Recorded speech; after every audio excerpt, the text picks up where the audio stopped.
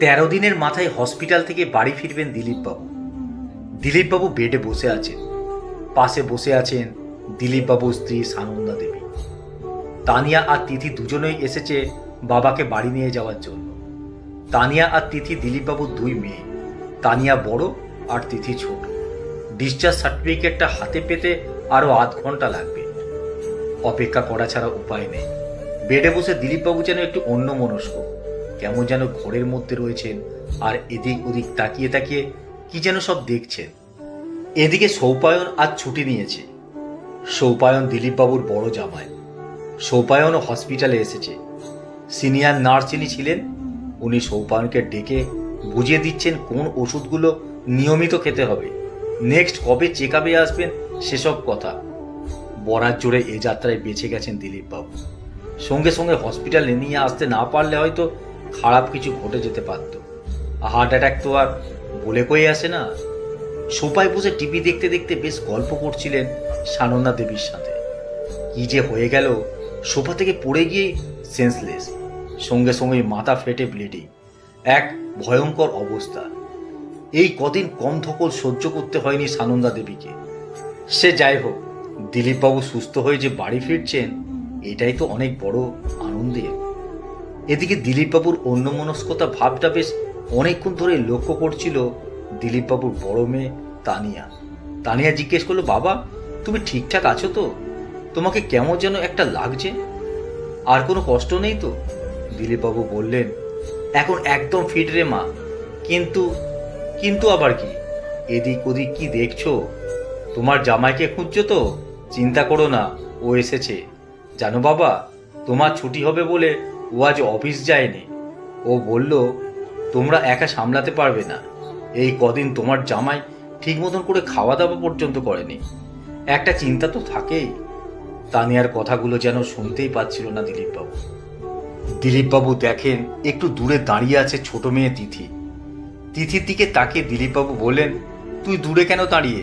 কাছে আয় মা, আমার পাশে একটু বস। আজ কতদিন পর তিথি বাবার মুখ থেকে মা ডাক শুনতে পেল। বাবার এমন আবেগী কথায় চোখে জল ধরে রাখতে পারল না তিথি। বুকের ভিতরটা যেন কেমন করে উঠল। এ অনুভূতিটা কেমন তিথি বলে বোঝাতে পারবে না। মানুষ অসুস্থ থাকলে সে সময় তার প্রিয়জনদের সবচেয়ে কাছে পেতে চায়। দিলীপবাবু হয়তো সেটাই চাইছিলেন। অভিমানের কঠিন পারদ গলে গিয়ে স্নেহের মন্দাকে নিতে তখন ভেসে যাচ্ছেন বাবা আর মেয়ে। 3 বছর হয়ে গেল তিথির সাথে বাবার সম্পর্কটা হয়ে গিয়েছিল আলোকবর্ষ দূরের, অথচ তিথি বাবার কাছে কত আদরের ছিল। দিলীপবাবু সবাইকে বলতেন, ছোটবেলায় মাকে হারিয়েছি, মা বলে ডাকাটাই তো বন্ধ হয়ে গিয়েছিল। ভগবান আমাকে 2 মাকে উপহার হিসেবে পাঠিয়েছেন, আমি আবার মা বলে ডাকতে পারছি। পেশায় ব্যাংক কর্মী দিলীপবাবু 2 বছর হলো রিটায়ার করেছেন। খুব ইচ্ছে ছিল বড় মেয়ে তানিয়ার বিয়েটা যেমন ধুমধাম করে দিয়েছিলেন তেমনি তিথির বিয়েটাও দেবেন। সেই ইচ্ছে পূরণ হয়নি দিলীপবাবু।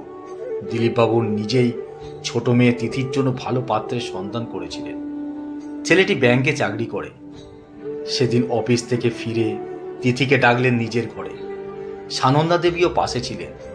তিথি ঘরে ঢুকতেই দিলীপবাবু বললেন, কাছে এসে বসো মা, কথা আছে। কখনো এভাবে নিজের ঘরে ডেকে তিথির সাথে কথা বলেনি দিলীপবাবু। বাবার মুখের দিকে তাকিয়ে তিথি জিজ্ঞেস করে, কি ব্যাপার বলো তো বাবা, তুমি আমাকে ডেকে পাঠালে? মা তুমি নিশ্চয়ই জানো। সানন্দা দেবী বললেন, শুনেছ মেয়ের কথা, তোর বাবা তোকে ডাক দিয়েই সবে ঘরে ঢুকল। তোকে ডাকছে শুনে আমিও এলাম, আর দেখলাম তুইও সাথে সাথে এলি। তা আমি জানবো কি করে? আমিও তো শুনবো বলেই এলাম। দিলীপবাবু হাত থেকে ঘড়িটা খুলে টেবিলের ওপর রেখে বললেন, জানো সানন্দা, আমি আমার তিথি মায়ের জন্য এক হীরের টুকরো ছেলের সন্তান পেয়েছি। আমার কলিগ ঘোষদার একমাত্র ছেলে, ভীষণ ব্রিলিয়ান্ট, নম্র ভদ্র ছেলে। আজ অফিসে ঘোষদা আমাদের পিয়ন বিজনদাকে বলছিল, একটা ভালো মেয়ে দেখে দাও দেখি, ছেলের বিয়েটা দিই। বিজনদা বলল, ভালো মেয়ে তো আছে, আমাদের দিলীপবাবুর ছোট মেয়ে, যদি দিলীপবাবু রাজি থাকেন। বুঝলে সানন্দা, ঘোষদার ছেলেটিকে বেশ পছন্দ আমার। এই বাজারে এরকম একটা ভালো ছেলে পাওয়াই মুশকিল। ঘোষদা তো বলেই ফেললো। দিলীপ, তাহলে আমরা কি দুই বেয়াই হতে পারি? আজ অফিসে এই নিয়ে তো হই হুল্লোড় কাণ্ড। সবাই এমন করছিল যেন বিয়ে ঠিক হয়ে গেছে। কথাগুলো শুনে সানন্দা দেবীও হাসছেন। হাসতে হাসতে বললেন, বিয়েটা কপাল। আমাদের তিথির ভাগ্যে থাকলে কে আর আটকাবে? বাবার মুখ থেকে কথাগুলো শোনার পর তিথি মুখের হাসিটুকু যেন মিলিয়ে গেল। তিথি কোনোভাবেই বাবার পছন্দের পাত্রকে বিয়ে করতে পারবে না। তিথি ভালোবাসে অন্য একজনকে। তিথির দিকে তাকিয়ে দিলীপবাবু বললেন, সামনের রবিবার তোর কোনো কাজ নেই তো মা? তাহলে ওদেরকে আসতে বলতাম। তিথি কিছুক্ষণ চুপ করে থাকার পর বলে উঠল, বাবা, রবিবার তো। তিথির কথা শেষ করতে না দিয়ে দিলীপবাবু বললেন, শোন মা, ওই দিন আর কোনো কাজ টাজ রাখিস না, ওরা বরং আসুক। তিথি বুঝে গেছে বাবা এই বিষয়টা নিয়ে একেবারেই সিরিয়াস, তাই সত্যিটা বলতেই হবে। একটু সাহস নিয়ে তিথি বলল, বাবা, আমার জন্য কোনো সম্বন্ধ এনো না। আসলে আমি একজনকে ভালোবাসি, আর বিয়ে করতে হলে ওকেই করব। তিথির এমন কথায় দিলীপবাবু যেন আকাশ থেকে পড়লেন। সানন্দা দেবী তখন তিথির মুখের দিকে হাঁ করে তাকিয়ে আছে। কি বলবে যেন ভেবে পাচ্ছে না। এদিকে তিথি কথাটা বলে মাথা নিচু করে খাটের এক কোণায় বসে আছে। তিথির মুখ থেকে এমন কথা শুনবে, এটা একেবারে অপ্রত্যাশিত। দিলীপবাবু নিজেও যেন বুঝে উঠতে পারছে না এরপর কি বলা উচিত। কিছুক্ষণ থেমে গিয়ে তিথির পাশে এসে বসেন দিলীপবাবু। আমারই তো ভুল। তোরা এখনকার মেয়ে, তোদের পছন্দ অপছন্দ বলে একটা ব্যাপার তো আছে। সবসময় যে বাবা মায়ের পছন্দের কাউকে বিয়ে করতে হবে এমনটা নয়। ঠিক আছে, কোনো অসুবিধা নেই, সে আমি ঘোষদাকে ম্যানেজ করে নেব। হ্যাঁ রে মা, তুই আগে থেকে বলিসনি কেন বলতো? তিথি চুপ করে আছে, কোনো কথার উত্তর দিচ্ছে না। তিথির মাথায় হাত বুলিয়ে দিলীপবাবু জিজ্ঞেস করেন, হ্যাঁ রে, ছেলেটি কে? ভালো চাকরি টাকরি করে তো? তিথি মনে মনে ভাবে, এই সুযোগ, সত্যিটা এখনই বলে দেওয়া উচিত, তা না হলে অনেক দেরি হয়ে যাবে। তিথি বলে, তুমি ওকে ভালো করেই চেনো। দিলীপবাবু অবাক হয়ে বললেন, কি বলিস, আমি চিনি? ছেলেটি কে? মেঘনাথ। মেঘনাথ? কোন মেঘনাথ? যে ছেলেটি ট্যাক্সি চালায়? বাবা, ও ট্যাক্সি চালায় ঠিকই, ওর আরো দুটো গাড়ি আছে, ওটাই ওর ব্যবসা। তিথি যখন কাছে ছিলেন, বিদ্যুতের গতির মতো তার থেকে দুহাত দূরে ছিটকে গেলেন দিলীপবাবু। তারপর একটু মেজাজ নিয়ে বললেন, অসম্ভব, আমি মানতে পারবো না। বড় জামাই ইঞ্জিনিয়ার আর ছোট জামাই ট্যাক্সি ড্রাইভার। সানন্দা, বুঝতে পারছো? মুখ দেখাবো কি করে আমরা? তাছাড়া লোকে কি বলবে? সানন্দা দেবীর মুখেও আর একটি কথা নেই। দিলীপবাবু বললেন, সানন্দা, তুমি তিথিকে বোঝাও, ও যা করছে ভুল করছে। এদিকে তিথি নিজের সিদ্ধান্তে অনড়। ঘর থেকে বেরিয়ে যাওয়ার আগে তিথি জানিয়ে দিয়ে গেল, আমাকে ক্ষমা করো বাবা, আমি আমার ভালোবাসাকে বিসর্জন দিতে পারবো না। তারপর থেকে তিথির সাথে দিলীপবাবুর দূরত্বটা বেড়ে গেল। খুব দরকার ছাড়া তিথির সাথে একটি কথাও বলতেন না। তানিয়ার বিয়ের পর থেকে অফিস থেকে ফিরে দিলীপবাবু ঘরে ঢুকতে না ঢুকতেই বলতেন, তিথিমা, এক কাপ চা করে নিয়ে আয়। এই ঘটনার পর থেকে মা বলে ডাকাটাই বন্ধ করে দিলেন। কত আশা ছিল নিজের পছন্দ করা ছেলের সাথে তিথির বিয়ে দেবে, সবই অদৃষ্ট।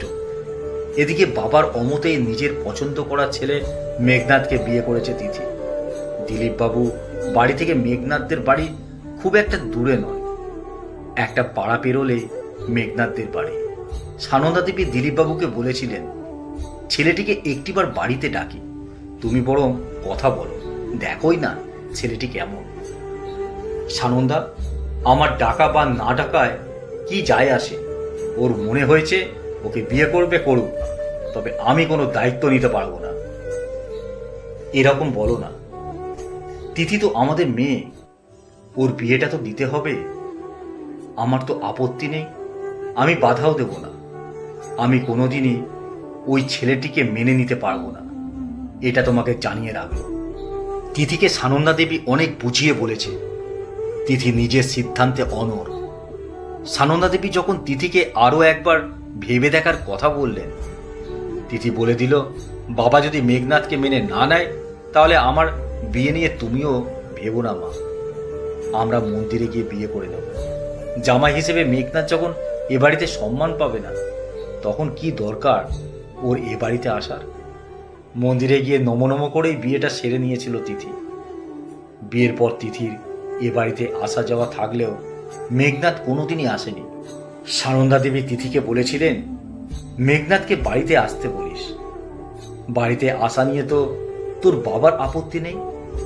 না মা, বাবা যেদিন নিজে থেকে আসতে বলবে সেদিনই ও আসবে, তার আগে কোনোদিনই আসবে না। তাছাড়া আমি তো বাবার কাছ থেকে অনেক দূরে চলে গেছি, আর মেঘনাথ তো অনেক দূরের বাসিন্দা। তিথি কথাগুলো বেশ জোর দিয়েই মাকে বলেছিল। আজ 3 বছর হয়ে গেল সেইভাবেই চলে আসছে। এ নিয়ে তিথির মনে দুঃখও কম ছিল না।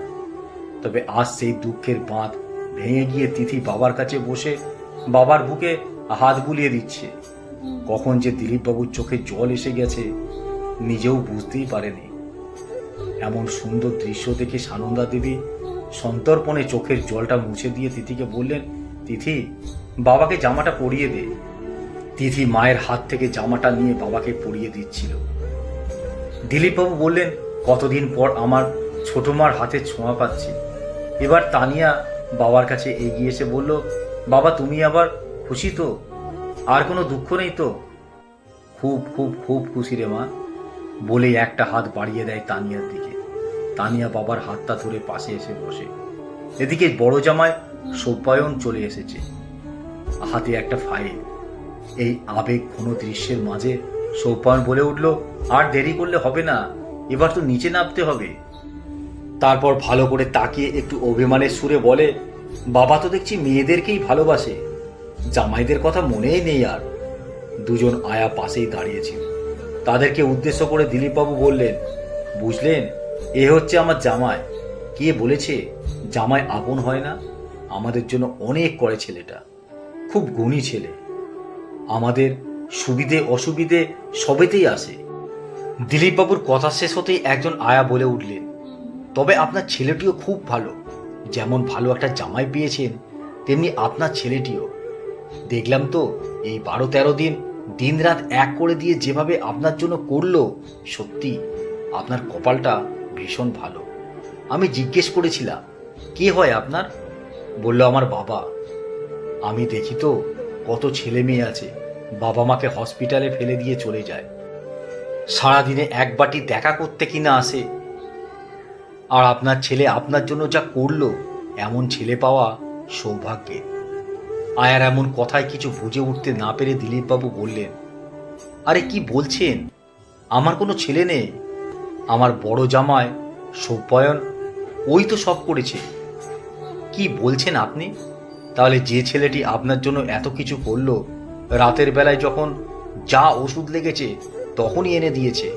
আপনার রক্তের দরকার ছিল, আপনার গ্রুপের রক্ত পাওয়া যাচ্ছিল না, সব কিছুই তো ও ব্যবস্থা করলো।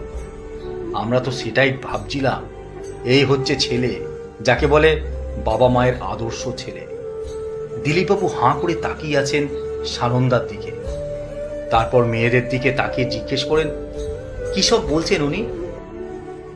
পাশ থেকে বড় জামাই সৌপান বলে উঠল, উনি ঠিকই বলেছেন। ছেলেটা যেভাবে আপনার জন্য করলো, আমি হলে সত্যিই পারতাম না। এই কটা দিন ও যেভাবে যুদ্ধটা করলো, ও আসলে সত্যিকারের মেঘনাথ। মেঘের আড়ালে থেকে যুদ্ধ করে গেছে, অথচ আপনি বুঝতেই পারলেন না। বাবা, আপনি জানেন না আপনার প্রতি কতটা ভালোবাসা থাকলে এভাবে করা যায়। 12টা দিন বাড়িঘর ছেড়ে হসপিটালে পড়েছিল, কখন কি দরকারে লাগে সেই জন্য। টানা 2 দিন না ঘুম হলে আমি তো অসুস্থ হয়ে যেতাম। অথচ মেঘনাথ, ওর জন্য যা বলবো সবটুকুই কম পড়ে যাবে। আমি কি এতটা করতে পারতাম আপনার জন্য? সৌপায়নের কথাগুলো শুনে দিলীপবাবু তো হতবাক। সানন্দার দিকে তাকিয়ে দিলীপবাবু জিজ্ঞেস করেন, এ কি শুনছি সানন্দা? তুমি তো কই আমাকে জানাওনি এতক্ষণ? আমি কি এতটাই খারাপ বাবা? জানি আমার অভিমান হয়েছিল। একবার বাবা বলে ডাকলে কি আমি ফিরিয়ে দিতে পারতাম? কোথায় সেই পাগলটা? কোথায় সে? নিশ্চয়ই আসেনি। আমার জন্য এতটা করেও আর এইটুকু করতে পারলো না। সৌপায়ন বলল, আপনি ভাবলেন কি করে ও আসবে না? রুমের বাইরে আড়ালে দাঁড়িয়ে আছে। আমি ওকে ভিতরে আসতে বললাম, বলল বাবার অনুমতি ছাড়া আমি যাব না। আমি বাবাকে দূর থেকেই দেখব। দিলীপবাবু এবার অস্থির হয়ে পড়লেন। তিথিকে বললেন, কি রে তিথিমা, যা এবার সেই পাগলটাকে নিয়ে আয়। আজ আচ্ছা কষে কান মলে দেব। আর হ্যাঁ, আমার জন্য অ্যাম্বুলেন্স লাগবে না, আমি পুরো সুস্থ। আমি মেঘনাদের বাহনে চেপেই আজ বাড়ি ফিরব। ততক্ষণে সৌপায়ন মেঘনাথকে নিয়ে চলে এসেছে। হসপিটালের কেবিন রুমটা যেন চাঁদের হাট। মেঘনাথকে কাছে পেয়ে বুকে টেনে নিলেন দিলীপবাবু। কে বলেছে দুঃখেই চোখে জল আসে? সবার চোখে তখন আনন্দের ধারা। একটা কঠিন বরফ নিমেষে যেন গলে জল হয়ে গেল। মেঘনাথকে বুকে জড়িয়ে ধরে দিলীপবাবু বললেন, এই বুড়ো বাপটাকে এভাবেই আগলে রেখো। কলমে ষড়যন্ত্র।